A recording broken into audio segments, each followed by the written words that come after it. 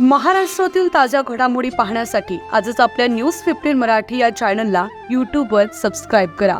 तसेच इंस्टाग्राम आणि ट्विटरवर फॉलो करायला विसरू नका. न्यूज 15 मराठी, आवाज जनसामान्यांचा. पाणी टंचाईच्या झळा. टँकरद्वारे सध्या सुरू आहे पाणी पुरवठा.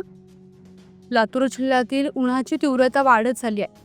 वाढत्या उन्हाबरोबरच जिल्ह्यातील काही भागात पाणी टंचाईच्या झळाही तीव्र होत चालल्या आहेत.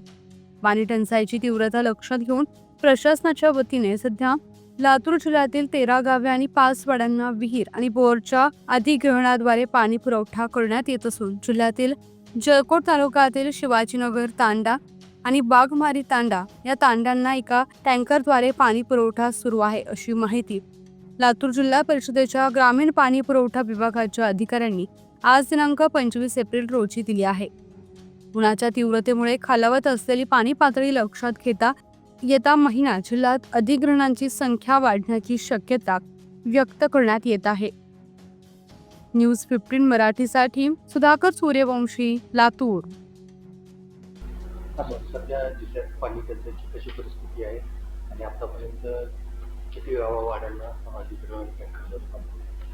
सद्यस्थितीमध्ये आपल्या जिल्ह्याचं ऑक्टोबर ते डिसेंबर, जानेवारी ते मार्च आणि एप्रिल ते जून या 3 फेजचा जो आराखडा आहे पाणी टंचाई, तो 17,70,00,000चा आपण शासनाला सादर केलेला आहे. तो मंजूर पण झालेला आहे. त्या अनुषंगाने त्याची अंमलबजावणी सुरू आहे. मार्च अखेरपर्यंत आपल्याकडे एकही अधिग्रहण नव्हतं. एप्रिलमध्ये आपल्या अधिग्रहणाला सुरुवात झालेली आहे. साधारण 13 गाव आणि 5 वाड्यामध्ये अशा 18 गाववाड्यांमध्ये 21 अधिग्रहण सद्यस्थितीमध्ये सुरू आहे.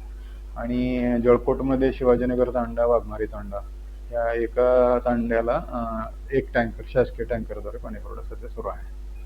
काळ कसा राहील पाणी टंचाईचा? याच्यामध्ये पावसाचं प्रमाण जरी चांगलं झालेलं असलं तरी उष्णतेची लाट हा एक मोठा फॅक्टर आहे. पावसाचं पाणी चांगलं पडलेलं असताना सुद्धा पाणी पातळी खालावण्याचं प्रमाण हे सद्यस्थितीमध्ये जास्त आहे. साधारण मागच्या 1 महिन्यापासून उष्णता जास्त असल्यामुळे पाणी पातळी खालावत आहे आणि त्या अनुषंगाने मग अधिग्रहण टँकर लागण्याची शक्यता बळावली पण आहे. पावसाचं प्रमाण जरी जास्त झालेलं असलं तरी त्या ठिकाणी अधिग्रहणची संख्या वाढू शकते पुढच्या कालावधीमध्ये.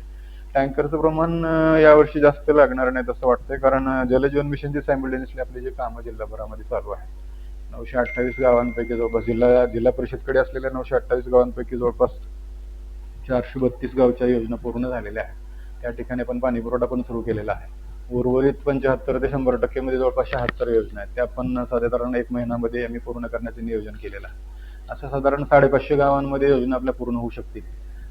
तर त्याचा आधार निश्चितच आपल्याला याच्यामध्ये पाणी टंचाई कमी करण्यासाठी होणार आहे आणि त्यामुळं पुढच्या कालावधीमध्ये टँकर पेक्षा अधिग्रहणची संख्या थोडीशी वाढेल, परंतु टँकर काही जास्त लागणार नाहीत असं साधारण.